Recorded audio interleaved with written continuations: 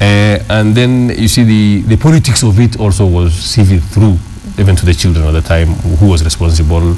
The name of the PC at the time was actually very vivid. That guy's name was being mentioned everywhere, and even the children knew that he was part of the perpetrators.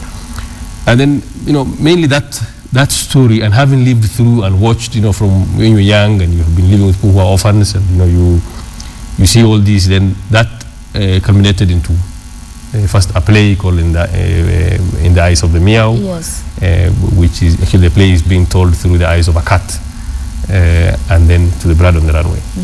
All right, before we continue, there are many who hear this Wagalla Massacre, they hear the commemoration or remembering or justice for. Briefly break it down for us. What was this particular massacre? What happened in that tragedy in terms of those 4 days that it unfolded? Okay, as you remember the history of this country, yes, it did not start in 1984. It started in 1963.